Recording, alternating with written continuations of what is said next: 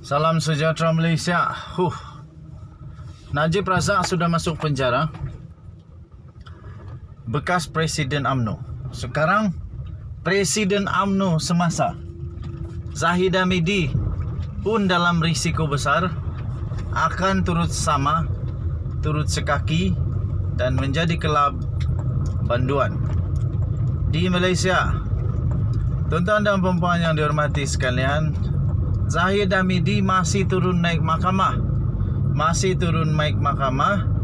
Kerana kes rasuah yang berkaitan dengan Yayasan Akal Budi. Tuan-tuan dan puan-puan yang dihormati sekalian,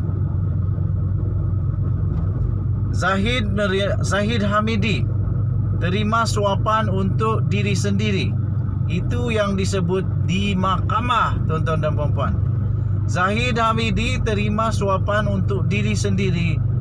Itu yang disebut di mahkamah menurut pendakwaan. Diterbitkan 5 hari bulan September kemarin, tuan-tuan dan puan-puan. Pihak pendakwaan memberitahu Mahkamah Tinggi pada hari ini bahawa bekas Timbalan Perdana Menteri iaitu Dato' Sri Ahmad Zahid Hamidi telah menerima suapan untuk dirinya sendiri. Timbalan Pendakwa Raya TPR Abdul Malik Ayub berkata, sumbangan yang telah diserahkan oleh pegawai Ultra Kirana Sendirian Berhad kepada Zahid Hamidi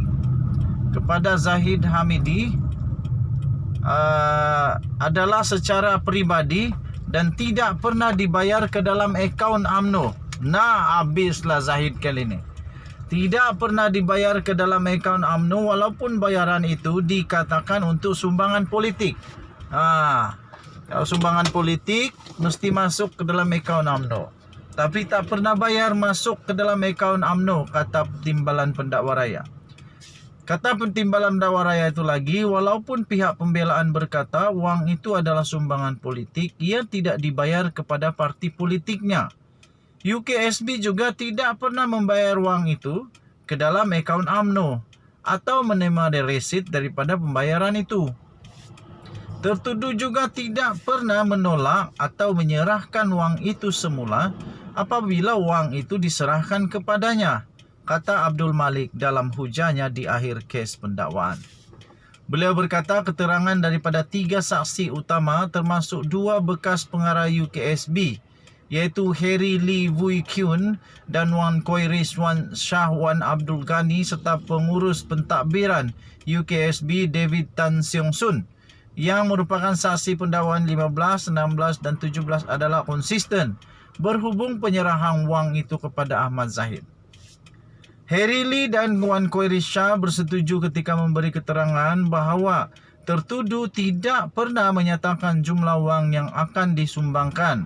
Hanya tertuduh menyatakan bahawa sumbangan itu mesti dibuat secara tunai dan dalam mata wang dolar Singapura, kata Timbalan Pendakwa Raya itu.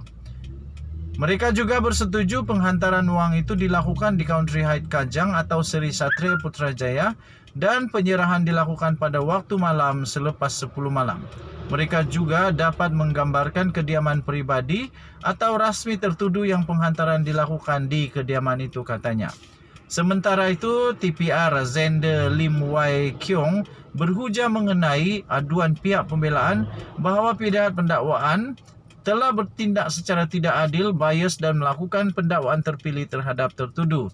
Katanya persoalan yang perlu dipertimbangkan oleh mahkamah sama ada hak tertuduh terhadap perbicaraan yang adil telah dilanggar atau tidak, katanya.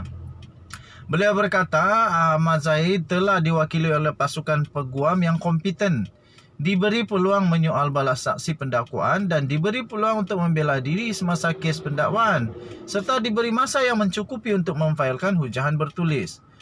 Katanya tertuduh juga diberi hak untuk mengemukakan pembelaan secara lisan dan penutup kes pendakwaan dan tanpa keraguan. Kes ini dibicarakan di hadapan Yang Arif yang merupakan seorang yang adil dan saksama, katanya.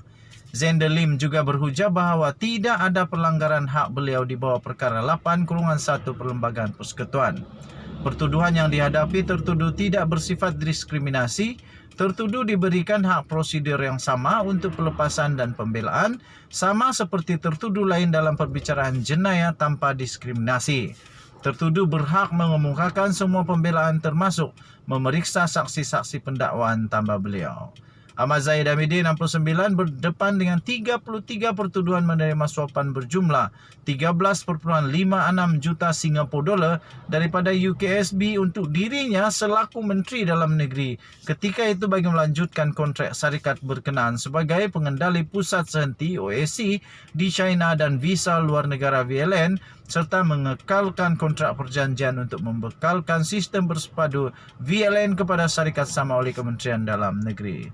Bagi 7 lagi pertuduhan, Ahmad Zahid didakwa mendapatkan untuk dirinya wang tunai 1.15 juta Singapura dolar, 3 juta ringgit Malaysia, 15,000 Swiss franc dan 15,000 US dollar daripada UKSB yang mempunyai kaitan dengan tugas rasmi beliau. Bekas timbalan Perdana Menteri itu didakwa melakukan kesemua kesalahan itu di Satria Perdana, di Seria Satria, Presiden 6 Putrajaya dan Country Heights Kajang antara Oktober 2014 dan Mac 2018. Pendakwaan akan menyambung hujah di hadapan Hakim Datuk Muhammad Yazid Mustafa esok, iaitu mungkin hari ini atau esok. Dan Junadi Suara Rakyat terus bergema di channel ini. Jangan lupa tekan butang subscribe, like dan share. Kita jumpa lagi. Bye-bye. Salam sejahtera Malaysia. Denyut nadi Suara Rakyat terus bergema di channel ini. Memang rupanya kayangan tetap kayangan. Orang biasa boleh bertahan, tapi kayangan tetap kayangan. Yang lagi pelik, takkan dulu tak ada tekanan, sekarang baru ada tekanan. Dilaporkan Najib masuk hospital kerana sakit perut, kata anaknya. Oh, baru tahu. Sekarang kita baru tahu rupa-rupanya Najib Razak masuk hospital kerana sakit perut. Kerana sakit perut. Bekas Perdana Menteri iaitu Najib Razak sedang menjalani rawatan kerana masalah sakit perut yang berulang, kata anaknya Noriana Najwa pada hari ini. Melalui Instagram, Noriana yang lebih dikenali sebagai Yana berkata bapanya sangat terdedah kepada ulcer perut. Sangat terdedah kepada ulcer perut jika di bawah tekanan atau disebabkan gastrik, katanya. Oh, jika di bawah tekanan. Jadi mungkin Najib Razak sekarang mengalami tekanan, kemurungan lah mungkin kan. Tekanan di penjara. Dia mengalami tekanan dan kerana itu dia terus sakit perut atau disebabkan gastrik. Gastrik memang sakit perut lah, tak payahlah nak terangkan. Okey lah, tapi kenapa dulu Najib Razak tak pernah tekanan kah? Oh, rupa-rupanya baru kita tahulah. Mungkin Najib Razak dulu memang juga selalu sakit perut kerana tertekan. Okey, jadi sekarang dia berada di hospital setelah dimasukkan ke penjara Kajang. Dipenjarakan di penjara Kajang. Dia dilaporkan, disahkan telah dimasukkan ke hospital Kuala Lumpur kerana mengalami sakit perut berulang, kerana mengalami tekanan ataupun gastrik. Itulah kabar daripada Noriana Najwa, anak kesayangan pastinya Najib Razak.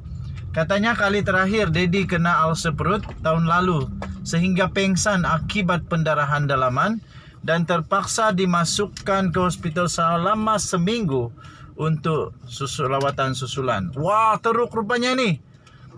Sebelum ini pada 2010 dia juga dimasukkan ke hospital untuk rawatan pendarahan ulcer di perut dan menghabiskan 3 hari di sana, kata Noriana Najwa.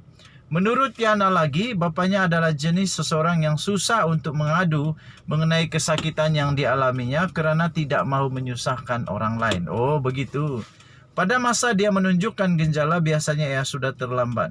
Kedua-dua kejadian pada masa lalu kami menyadarinya terlalu lewat dan oleh itu memerlukan rawatan perubatan yang serius termasuk pemindahan darah, katanya. Yana seterusnya melahirkan harapan agar Najib mendapat pemeriksaan dan rawatan rapi di Hospital Kuala Lumpur, tempat dia dilaporkan semalam. Sekali lagi katanya, terima kasih sekali lagi kepada semua yang mendoakan kesehatan dan kekuatan Dadi. Kami sangat berharap Dadi mendapat pemeriksaan dan rawatan dengan kerap jika diperlukan oleh pihak penjara dan hospital, katanya. Tolong jagakan Dadi kami dan bosku. Dia amat bermakna buat kami. Semoga Allah merahmati kami semua, katanya. Okey, tuan-tuan dan puan yang dihormati sekalian, disahkan Najib Razak memang sudah berada di hospital kerana mengalami sakit perut. Dan rupa-rupanya Najib Razak selalu pengsan. Sehingga dia pengsan. Tahun lalu, kata Nuriana Najwa, kali terakhir Dedi kena ulcer perut tahun lalu sehingga pengsan akibat pendarahan dalaman dan terpaksa dimasukkan ke hospital selama seminggu untuk rawatan susulan. Wow. Kita jumpa lagi. Bye.